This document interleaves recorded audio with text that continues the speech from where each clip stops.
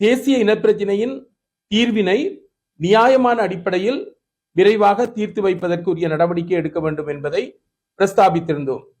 அடுத்த விடயமாக காணிகள் விடுவிப்பு, அதாவது பலதரப்பட்ட காணிகள் இராணுவத்தினராலும் குடியேறிகளாலும் ஆக்கிரமிக்கப்பட்டிருப்பதை பற்றி நாங்கள் தெளிவாக எடுத்து கூறினோம். அந்த வேளையில் எந்தெந்த வகையான காணிகள் ஆக்கிரமிக்கப்பட்டிருக்கின்றன என்பதை கேட்ட போது நாங்கள் விலாவாரியாக அவற்றை கூறியிருந்தோம். அதில் முக்கியமாக மயிலத்தமடு மாதவனை என்று சொல்லப்படுகின்ற பண்ணையாளர்களின் மேய்ச்சல் தரை காணி ஆக்கிரமிக்கப்பட்டிருக்கின்ற விடயம் பற்றி குறிப்பிட்டிருந்தோம். சட்டவிரோதமான முறையில், அதாவது நீதிமன்றங்கள் தீர்ப்பினை வழங்கிய போதும் அவற்றை நடைமுறைப்படுத்தாமல் அந்த காணிகள் ஆக்கிரமிக்கப்பட்டிருப்பதனால் 1000க்கும் மேற்பட்ட பண்ணையாளர்கள் வாழ்வாதாரத்தை இழந்து நிற்கின்றார்கள். கிட்டத்தட்ட 4 லட்சத்துக்கும் 5 லட்சத்திற்கும் இடைப்பட்ட கால்நடைகள் மேய்ச்சத்தரை இல்லாத நிலையில் அவையும் அவஸ்தைக்குள்ளாகி இருப்பதை பற்றி நாங்கள் கூறுகின்றோம். இதைவிட பயங்கரவாத தடை சட்டம் நீக்க வேண்டும் என்பது பற்றியும், அதனை நீக்குவதன் மூலமாக நீண்ட காலமாக அரசியல் கைதிகளாக இருக்கின்ற தமிழ் கைதிகள் அல்லது அப்பாவி கைதிகள் விடுதலை செய்யப்பட வேண்டும் என்ற விடயமும் கூறப்பட்டது. அதேவேளை காணாமலாக்கப்பட்டவர்களின் பிரச்சனைகள் பற்றியும் கூறப்பட்டது. இதிலும் குறிப்பாக அம்பாறை மாவட்டத்தில் எதிர்நோக்கி இருக்கின்ற குறிப்பாக கோடீஸ்வரன் அவர்கள் கல்முனை வடக்கு பிரதேச செயலகத்தை விரைவாக முழுமையாக்கி தர வேண்டும் என்ற கருத்தினை கூறினார். திருக்கோயில் ஆதார வைத்தியசாலையின் அபிவிருத்தி பற்றியும் குறிப்பிட்டிருந்தார். இவ்வாறு பலதரப்பட்ட பிரச்சனைகள் கூறப்பட்டன. இதையும் விட வடக்கு கிழக்கில் அபிவிருத்தி விடயத்தில் பின்தள்ளப்பட்டிருக்கின்ற பிரதேசங்கள், யுத்தத்தால் பாதிக்கப்பட்ட பிரதேசங்கள் இன்னும் அபிவிருத்தியில் குன்றி காணப்படுகின்ற விடயத்தை பற்றி குறிப்பிட்டோம். அந்த அபிவிருத்தி விடயத்தில் ஆளுங்கட்சி எதிர்கட்சி என்ற பேதம் இல்லாமல் எதிர்கட்சியில் இருக்கின்ற தமிழரசு கட்சிக்கும் அபிவிருத்தி விடயத்தில் விசேடமான நிதியினை ஒதுக்க வேண்டும் என்ற விடயமும் கேட்டுக்கொள்ளப்பட்டது. சகல விடயங்களையும் ஜனாதிபதி அமைதியாகவும் சிநேகபூர்வமாகவும் இருந்து அவதானித்து பதில்களை கொடுத்தார். அதில் குறிப்பாக இந்த இனப்பிரச்சனை தீர்வு சம்பந்தமான விடயத்தை எடுத்துக்கொண்டால் அதில் அவர்கள் புதிய ஒரு அரசியல் யாப்பு மாற்றத்தினை ஏற்படுத்த போவதாக கூறியிருந்தார்கள். அந்த மாற்றத்தின் போது நாங்கள் குறிப்பிடுகின்ற விடயம், அதாவது எங்களுடைய கருத்து வடக்கு கிழக்கு இணைந்திருக்க வேண்டும், சமஷ்டி முறையான தீர்வு கிடைக்க வேண்டும் என்ற விடயத்தை நாங்கள் சொல்லியிருந்தோம். அந்த விடயத்தை அவர் சொன்னார், அந்த அரசியல் யாப்பு திருத்தம் வருகின்ற போது கவனத்தில் கொள்வோம் என்று குறிப்பிட்டதோடு மட்டுமல்லாமல் தென்னிலங்கையில் இருக்கின்ற மக்களும் இந்த விடயத்தில் குழப்பமடையாத விதத்தில் அந்த தீர்வை காண வேண்டும் என்ற விடயத்தை அவர் கூறியிருந்ததை அவதானிக்கக்கூடியதாக இருந்தது. எது எப்படியாக இருந்தாலும் கடந்த காலத்தில் நாங்கள் தென்னிலங்கை தலைவர்களால் பல தடவைகள் இனப்பிரச்சனை சம்பந்தமான விடயமும் தமிழர்களின் பல்வேறுபட்ட பிரச்சனைகள் சம்பந்தமான விடயங்கள் தொடர்பாகவும் ஏமாற்றப்பட்டிருந்தோம். அந்த வகையில் நாங்கள் தென்னிலங்கை தலைவர்கள் என்ற அடிப்படையில் நாங்கள் செயல்பாடுகள் நடக்கின்ற போதுதான் அவற்றை நாங்கள் உண்மையான விடயங்களாக கருத முடியும், கருத்துக்களை நாங்கள் கருத்துக்களாக எடுத்துக்கொள்ள முடியும். செயற்பாடுகள் நடக்கின்ற போதுதான் அவற்றை பற்றி நாங்கள் விளங்கிக் கொள்ளக்கூடியதாக இருக்கும். அது மட்டுமல்லாமல் இன்னொரு விடயம், பாராளுமன்ற அமர்வின் போது கடைசியாக நாங்கள் கடைசி நாள் 6ஆம் தேதி அரசியல் அமைப்பு பேரவை உறுப்பினர்களை தெரிவு செய்கின்ற விடயத்தில் சிறிய கட்சிகளை பிரதிநிதித்துவப்படுத்துகின்றவர்கள் இணைந்து ஒருவரை தெரிவு செய்ய வேண்டும் என்ற ஒரு அடிப்படை காணப்படுகின்றது. அந்த அடிப்படையில் எங்களுடைய பாராளுமன்ற குழு தலைவர் ஸ்ரீதரன் அவர்கள் அந்த அரசியலமைப்பு பேரவை சிறிய கட்சிகளின் பிரதிநிதி என்ற அடிப்படையில் அவரும் போட்டியிட்டிருந்தார். அந்த போட்டியின் போது 25 பாராளுமன்ற உறுப்பினர்கள் வந்திருந்தார்கள். அதில் தமிழ் பேசுகின்ற தமிழர்கள், முஸ்லிம்கள் உட்பட சிங்கள உறுப்பினர்களும் வந்திருந்தார்கள். சிங்கள உறுப்பினர்கள் என்று சொல்லுகின்ற போது அது மொட்டு கட்சியை சேர்ந்த 3, புதிய ஜனநாயக முன்னணி என்று சிலிண்டர் கட்சியில் போட்டியிட்ட 5 வந்திருந்தார்கள்.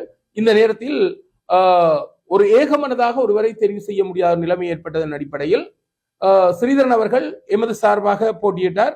அதேவேளை ஜீவன் தொண்டமான் அவர்களும் போட்டியிட்டிருந்தார். இதைவிட அர்ஜுனா அவர்களும் தன்னைத்தானே அந்த போட்டியாளராக அங்கு முன்னிறுத்தி இருந்தார். இந்த அடிப்படையில் கடைசியில் அவர் வித்ட்ரா பண்ணி கொள்ளுகின்ற போது வாபஸ் பெற்ற பின்னர் 2 பேருக்கிடையில் அந்த போட்டி நடைபெற்ற போது எமது கட்சியைச் சேர்ந்த தமிழரசு கட்சியைச் சேர்ந்த ஸ்ரீதரன் அவர்கள் அரசியலமைப்பு பேரவை உறுப்பினராக தெரிவு செய்யப்பட்டிருக்கின்றார் என்பது ஒரு மகிழ்ச்சியான விடயமாக இருந்தது. இருந்தாலும் அந்த தெரிவின் போது சில காரசாரமான ஒரு போட்டி நிலைமை காணப்பட்டது. இருந்தாலும் ஸ்ரீதரன் அவர்கள் அந்த அரசியலமைப்பு பேரவை விடயத்தில் தெரிவு செய்யப்பட்டிருந்தார். இந்த அரசியலமைப்பு பேரவை விடயம் என்பது மிக முக்கியமானது. முக்கியமான நியமனங்களை செய்கின்ற போது, ஜனாதிபதி முக்கியமான நியமனங்களை செய்கின்ற போது இந்த அரசியலமைப்பு பேரவையின் ஒரு அனுசரணையை அல்லது அங்கீகாரத்தை பெற வேண்டும்.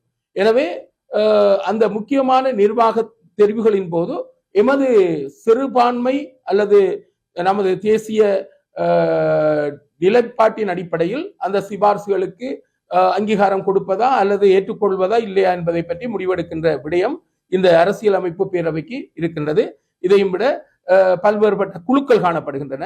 அந்த குழுக்களில் எமது தமிழரசு கட்சியைச் சேர்ந்தவர்களும் இடம்பெற வேண்டும் என்ற நிலைப்பாடு சாதாரணமாக அவை காணப்படுகின்றன. அதேபோல உங்களுக்கு தெரிய வேண்டும், எமது கட்சி என்பது அங்கு மூன்றாவது ஒரு அரசியல் சக்தியாக இருக்கின்றது. 8 பாராளுமன்ற உறுப்பினர்கள் இருந்தாலும் மூன்றாவது சக்தியாக இருக்கின்றது. முதலாவதாக அந்த என்பிபி என்று சொல்லப்படுகின்ற தேசிய மக்கள் சக்தியும், இரண்டாவது நிலையில் ஐக்கிய மக்கள் சக்தியும், மூன்றாவது இடத்தில் தமிழரசு கட்சி காணப்படுகின்றது. அதன் பின்னர் தான் அடுத்த கட்சிகள் புதிய ஜனநாயக முன்னணி என்று சிலிண்டர் கட்சியில் போட்டியிட்ட ரணில் தலைமையிலான கட்சியும், நான்காவது இடத்தில் மொட்டு கட்சி அதாவது மஹிந்த ராஜபக்ச தலைமையில் இயங்குகின்ற மொட்டு கட்சியும் மூன்றாவது இடத்தில் இருக்கின்றது. அவர்களை பொறுத்தமட்டில் மிகவும் அரசியல் ரீதியாக ஆளுங்கட்சியாக இருந்த ரணில் விக்ரமசிங்கே அவர்களுடைய கட்சி 5 ஆசனங்களை பெற்றிருக்கின்றது. அசுர பெரும்பான்மையோடு முன்னர் ஆளுங்கட்சியாக இருந்த மொட்டு கட்சியை பொறுத்த மட்டில் இந்த மொட்டு கட்சி 3 ஆசனங்களை கைப்பற்றி இருக்கின்றது. அந்த அடிப்படையில் பார்க்கின்ற போது 3 ஆசனங்களோடு கடந்த தடவை இருந்த தேசிய மக்கள் சக்தி 159 ஆசனங்களை கைப்பற்றி இருக்கின்றது. 144 அதிகப்படியான ஆசனத்தோடு இருந்த ஆளுங்கட்சி மொட்டு கட்சி இம்முறை 3 ஆசனங்களை கைப்பற்றி இருக்கின்றது என்று சொன்னால், இந்த மாற்றம் என்பது ஒரு தலைகீழான மாற்றமாக இதனை பார்க்கக்கூடியதாக இருக்கின்றது. ஆகவே இலங்கை அரசியல் வரலாற்றை பொறுத்த மட்டில் நீல கட்சி அல்லது பச்சை கட்சி, ஸ்ரீலங்கா சுதந்திர கட்சி அல்லது ஐக்கிய தேசிய கட்சி என்பதுதான் தொடர்ந்து ஆட்சி செய்து வந்தன. இப்போது ஒரு பாரிய மாற்றம் ஏற்பட்டு சிவப்பு கட்சி அல்லது இடதுசாரி கட்சி ஆட்சியை கைப்பற்றி இருக்கின்றது. மாற்றங்கள் செய்ய போவதாக சொல்லுகின்றார்கள். இனவாதம் மதவாதம் இருக்காது, சட்டவாட்சி நடைபெறும், பாரிய குற்றம் இழைத்தவர்களுக்கு தண்டனைகள் வழங்கப்படும் சட்டத்தின் முன்னிலையில் என்ற கருத்துக்களையும் கூறியிருந்தமை குறிப்பிடத்தக்கதாகும். உண்மையில் எமது கட்சி ஒற்றுமையை விரும்புகின்ற கட்சி. கடந்த காலத்திலும் கூட நாங்கள் உள்ளூராட்சி சபைக்காக மாத்திரம்தான் நாங்கள் பிரிந்து செயல்படுகின்றோம் என்ற விடயத்தை சொல்லியிருந்தோம். மாகாண சபை தேர்தல்களிலும் பாராளுமன்ற தேர்தல்களிலும் நாங்கள் இணைந்து செயற்படலாம் என்ற கருத்தை தான் சொல்லியிருந்தோம். ஆனால் அதற்குள் அவர்கள் அவசரப்பட்டு கொண்டு சென்று ஒரு ஜனநாயக தமிழ் தேசிய கூட்டமைப்பு என்ற ஒரு கட்சியை உருவாக்கி இருந்தார்கள். அந்த கட்சியை உருவாக்கி அவர்கள் சொன்ன ஒரு விடயம் என்னவென்றால், நாங்கள் 7 கட்சிகள் ஒன்றாக இணைந்து விட்டோம், நீங்கள் ஒரு கட்சியாக இருக்கின்றபடியால் நீங்கள் தான் வந்து எங்களோடு இணைந்து கொள்ள வேண்டும் என்று நிபந்தனைகளை விதித்தார்கள். அப்படி அல்லாமல் தமிழ் தேசிய கூட்டமைப்பாக இணைந்து செயற்படலாம் என்ற கருத்து சொன்ன போதும் அவர்கள் இல்லை, நாங்கள் 7 கட்சிகள் இருக்கின்றோம், 7 கட்சிகளோடு ஒரு கட்சி தான் வந்து இணைந்து செயல்பட வேண்டும் என்ற கருத்தினை அவர்கள் முன்வைத்திருந்தார்கள். உண்மையில் பார்க்கின்ற போது இப்போது தேர்தல் முடிந்த பின்னர் விளங்குகின்ற ஒரு விளக்கம் என்னவென்றால், 7 கட்சியாக செயல்பட்டிருந்தாலும் கூட அவர்களால் ஒரு ஆசனத்தை தான் கைப்பற்ற முடிந்திருக்கின்றது. ஒரே ஒரு கட்சியாக செயல்பட்டிருந்த தமிழரசு கட்சி 8 ஆசனங்களை பெற்றிருக்கின்றது. ஆகவே கட்சிகளின் எண்ணிக்கை முக்கியமானது அல்ல, அந்த கட்சிகளுக்கு கிடைக்கப்பெறுகின்ற வாக்கு பலன்தான் முக்கியமானது. அந்த அடிப்படையில் நான் நினைக்கின்றேன் இப்போது அவர்கள் ஓரளவு இந்த விடயத்தை தெளிவாக உணர்ந்திருப்பார்கள் என்று நினைக்கின்றேன். ஆகவே இனி வருகின்ற காலங்களில் தமிழரசு கட்சி கூடிய கருத்துக்களை பரிமாறி சில முடிவுகளை எடுக்கின்ற போது அவர்களும் தெளிவான ஒரு நிலைக்கு வர வேண்டும். வந்து அதன் பின்னர் இது தொடர்பாக தனிப்பட்ட முறையில் நான் கருத்துக்களை கூற முடியாது. எமது கட்சி கூடிய ஒரு முடிவை அது சம்பந்தமாக நிபந்தனைகள் விதிப்பது, 7 கட்சியோடு ஒரு கட்சியாக 8வது கட்சியாக இணைக்க வேண்டும் என்ற கருத்துக்கள் எல்லாம் அதிகமாக ஏற்றுக்கொள்ளக்கூடிய கருத்து அல்ல. மீண்டும் சொல்லுகின்றேன், வாக்கு பலத்தின் அடிப்படையில் தான் அந்த எந்த கட்சியோடு எந்த கட்சியில் இணைய வேண்டும் என்பதை சிந்திக்க வேண்டும். இதில் பெருசு சிறிது என்று சிந்திக்காமல் சில விடாக்கண்டர் கொடாக்கண்டர்களாக இல்லாமல் சரியாக சிந்தித்தால் எல்லாம் சரிவரும். உண்மையில் நாங்கள் கடந்த காலத்திலும் குறிப்பிட்ட விடயம். ஆனால் நீங்கள் சொன்ன புள்ளி விவரத்தின்படி நான் நினைக்கிறேன் 56 லட்சத்துக்கும் அதிகமான வாக்குகளை என்பிபி கட்சிகள் ஜனாதிபதி தேர்தலில் பெற்றிருந்தார்கள். நீங்கள் சொல்வது மட்டக்களப்பு மாவட்டத்தில் 56,000 வாக்குகளை பெற்றிருக்கின்றார்கள். அதாவது இந்த தேர்தல் என்று சொன்னால் பாராளுமன்ற தேர்தலில் பெற்றிருக்கின்றார்கள். உண்மையில் நான் நினைக்கிறேன் தேசிய மட்டத்தில் நடைபெற்ற அந்த தேர்தலில் அவர்கள் அவ்வாறு ஒரு நிலைக்கு வந்தாலும், உள்ளூராட்சி சபை தேர்தல் மாகாண சபை தேர்தல் என்பது ஒரு வித்தியாசமான தேர்தல். இந்த தேர்தலில் பெரும்பாலும் பெரும்பான்மை இன கட்சிகளை விட எமது தமிழ் தேசியம் சார்ந்த கட்சிகள் இணைந்து செயற்படுவது என்பதுதான் பொருத்தமாக இருக்கும். என்றால் பேரினவாத போக்குடைய தென்னிலங்கை கட்சிகள் பெரும்பாலும் அவர்கள் தமிழ் தேசிய உணர்வுகளை விளங்கிக் கொள்ளுகின்ற தன்மை குறைவாக காணப்படுகின்றது. ஆனால் இப்போது இருக்கின்ற இடதுசாரிய கட்சியாக கூறப்படுகின்ற தேசிய மக்கள் சக்தியை பொறுத்தமட்டில், அந்த கட்சியை பொறுத்தமட்டில் அவர்கள் ஒரு வித்தியாசமாக சிந்தித்து இனவாதம் மதவாதம் இருக்காது என்று சொன்னாலும் கூட எங்களுக்கு பிரச்சினை தீர்ந்தால்தான் அதை பற்றி எங்களால் நம்ப முடியும். ஆகவே நாங்களும் கடந்த காலத்தில் சொன்னது, இந்த தமிழ் தேசிய கட்சிகள் தனித்து போட்டி, இப்போது இருக்கின்ற உள்ளூராட்சி பிரதித்துவ முறையின் அடிப்படையில் தனித்து போட்டியிட்டு ஒன்றாக இணைகின்ற போது நாங்கள் தென்னிலங்கை கட்சிகளை சேர்த்து கொள்ளாமலே ஆசனங்களை எங்களுடைய பலமான ஆட்சியை ஏற்படுத்திக் கொள்ளலாம் என்றுதான் அன்றும் சொன்னோம், இன்றும் சொல்லுகின்றோம். ஆகவே தென்னிலங்கை கட்சி சார்ந்த பெரும்பான்மை இன கட்சிகளை விடுத்து தமிழ் தேசியம் சார்ந்த கட்சிகள் உண்மையில் போட்டியிட்டு கணிசமான ஆசனங்களை பெற்று அவர்கள் உள்ளூராட்சி சபையில் இணைந்து ஆட்சியை அமைப்பது என்பதுதான் முக்கியமாக இருக்கும். ஆனால் ஒரு ஜனாதிபதி தேர்தலிலும் பாராளுமன்ற தேர்தலிலும் அவர்கள் கணிசமான ஆசனங்களை பெற்றிருக்கின்றபடியால் அவர்களுடைய அந்த ஆளுங்கட்சியில் இருக்கின்ற தாக்கம் என்பது உள்ளூராட்சி சபைகளிலும் மாகாண சபைகளிலும் தாக்கத்தை விளைவிக்கக்கூடியதாக இருக்கும் என்று நினைக்கின்றேன். எனவே ஒன்றுபட்டுத்தான் இந்த சவாலை நாங்கள் முறியடிக்க வேண்டிய ஒரு நிலைமை காணப்படுகின்றது. உண்மையில் டில்வின் சில்வா அவர்கள் 13வது திருத்தத்தை நீக்க வேண்டும் என்பது பற்றி கூறியிருந்தார். ஆனால் ஜனாதிபதியை பொறுத்த மட்டில் அவ்வாறு அவர் அதனை கூறவில்லை. வழக்கமாக இருக்கின்ற 13வது திருத்தம் நடைமுறையில் இருக்கும் என்பதை சொல்லியிருந்தார். அடுத்து மாகாண சபை முறையில் எந்த ஒரு அதிகாரமும் குறைக்கப்பட மாட்டாது என்று சொல்லியிருக்கின்றார்.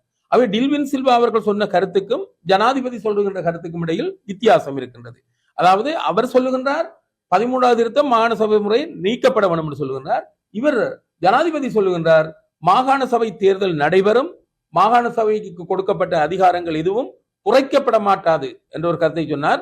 அதே நேரத்தில் ஒன்று சொன்னார், அதிகரிக்கப்படவும் மாட்டாது என்ற ஒரு கருத்தை சொல்லியிருந்தார். எனவே டில்வின் சில்வா அவர்களுடைய கருத்துக்கும் ஜனாதிபதி அவர்களது கருத்துக்களுக்கும் இடையில் ஒரு முரண்பாடு காணப்படுகின்றது. நான் நினைக்கிறேன் ஜனாதிபதி மக்களால் தெரிவு செய்யப்பட்ட ஒரு ஜனாதிபதி சொல்லுகின்ற கருத்து தான் உண்மையான கருத்தாக இருக்க முடியும். அவர் மக்களால் தெரிவு செய்யப்படாத வெறுமனே ஒரு பொதுச் செயலாளராக இருக்கின்றவர் என்பதை நான் இந்த இடத்தில் சுட்டிக்காட்ட விரும்புகின்றேன்.